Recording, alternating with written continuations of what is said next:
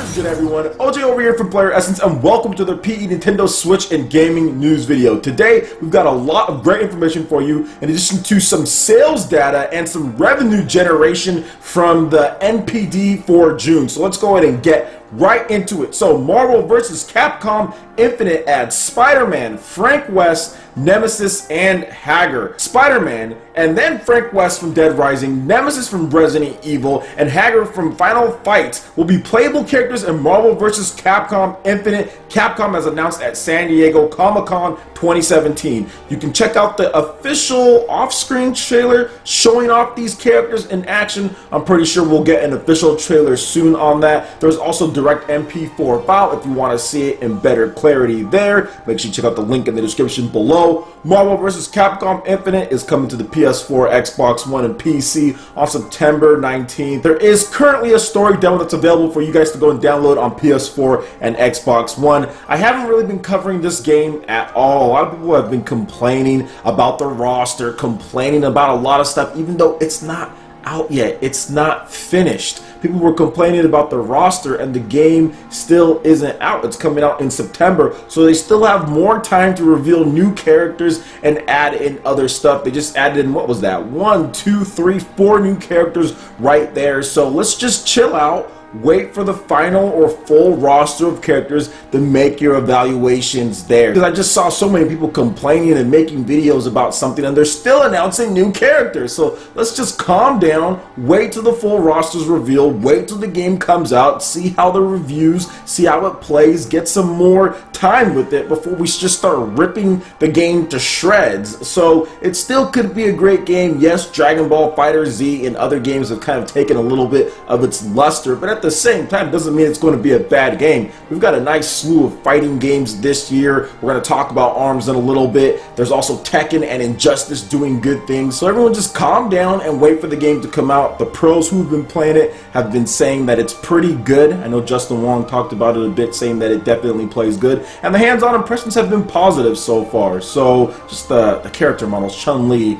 looks like a fusion between one of the cats or whatever from Monster Hunter. It looks like they had like a fusion dance between the two, so they need to fix that. And her overly big hands, she has like these huge karate chop hands, so they need to fix those two things. But just get that situated, and I think the game overall is going to be fine. But the gameplay looks solid, so let me know what you guys think about Marvel vs. Capcom Infinite in the comment section below. Now moving on to the next article here, I think Nintendo's mobile foray into like the whole smartphone stuff and all that is working out, because news have broke that Fire Emblem Heroes has generated over 100 million so far. So the Fire Emblem Heroes download and revenue platform, you are seeing this graph right here. You're seeing basically what the downloads are, the net revenue from the App Store and the Google Play, pretty much even there, although the App Store has a little bit of an edge on it by about, what is it, $7-8 million or so. The downloads are about even. I actually downloaded the game twice, once on my Nvidia Shield K1 tablet and then another time on my Samsung Galaxy S5. So I kind of padded the numbers a little bit, and I'm pretty sure there's people that have it on multiple devices. But let's get into the article here. So new data provided by Sensor Tower offers some new insight into the performance of Fire Emblem Heroes, which launched in February. The game seems to have done pretty well for itself so far. Fire Emblem Heroes has been downloaded over 10 million times worldwide across iOS and Android. The more interesting stat reveals that Nintendo has generated over $100 million from the game, 61.5 million from the iOS, while another 53.4 million from Android users. Fire Emblem Heroes has been downloaded primarily by Japanese users, who make up 66% of the game's user base. The United States is next at 24%, followed by Canada at 6%. So no European or UK there. What's up? What's going on there, guys? But anyway, you can see right here the graph as well, 66% from Japan, and I think that's expected. The mobile industry, especially for this type of game, is so big in Japan, and I expected Japan to really be the forefront.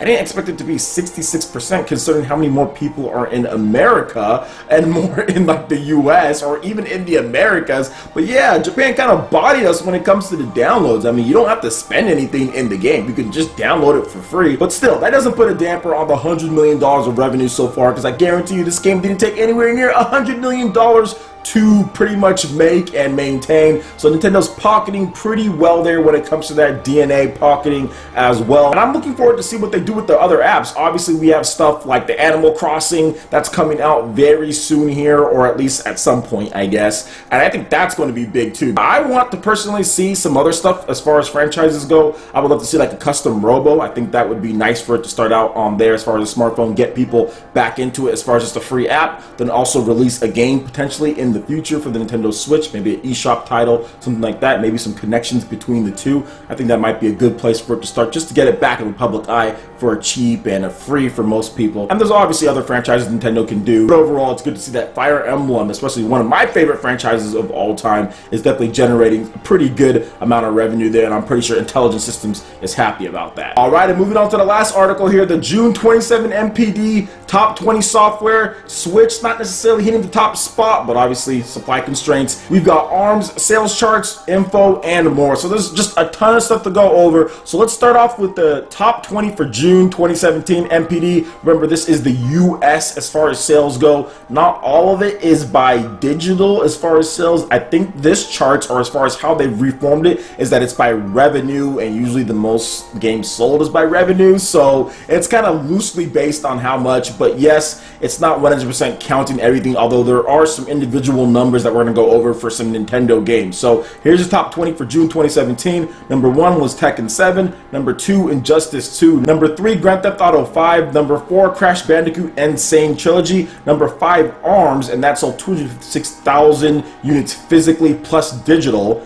Number 6 was Legend of Zelda Breath of the Wild, which sold 145,000 units physical and digital. And number 7 was Mario Kart 8 Deluxe, which sold 180,000 units physical and digital. Number 8 was Overwatch. Number 9, NBA 2K17. Number 10, Horizon Zero Dawn. 11, Ghost Recon Wildlands. Number 12, Call of Duty Black Ops 3. Number 13, MLB 17 The Show. Number 14, Tom Clancy's Rainbow Six Siege. Number 15, Call of Duty Infinite Warfare. Number 16, Battlefield 1. Number 17, Minecraft. Number 18, The Elder Scrolls Online Morrowind. Number 19, FIFA 17. Number 20, Forza Horizon 3.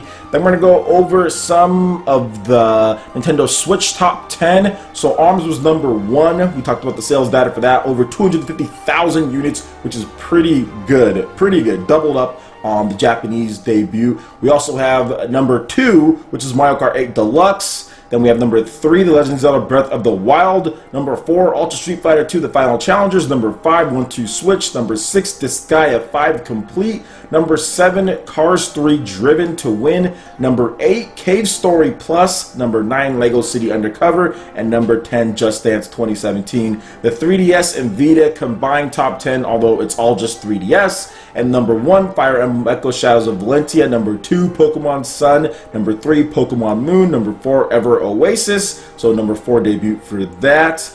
Number 5, Super Mario Maker. Number 6, Super Smash Bros. for 3DS. Number 7, Mario Kart 7. Number 8, Mario Sports Superstars. Number 9, Poochie and Yoshi's Woolly World. And number 10, The Legend of Zelda Ocarina of Time 3D. So pretty good list there. Obviously there's some more numbers if you want to get the full charts, the full like total million cap and hardware and console software and revenue. You can check out all that, but what I'm happy about mainly is pretty much the good launch of ARMS across the board for a brand new IP that kind of launched in a stacked month with a lot of other fighting games. I think that ARMS did a fantastic job when it comes to things. Over 250,000 units physical and digital starting out for a few days on the charts there, and that is really impressive. Very good to see there. I'm liking the fact that Nintendo fans went out there and bought a brand new IP, especially one that didn't get like super amazing reviews across the board. It got great reviews, but right now it's averaging I think like a 77, 78, so still very good. Overall, still people went out there and supported the game, and I think as long as we continue to support it, people will go out there and buy the game. As more people get the Switch,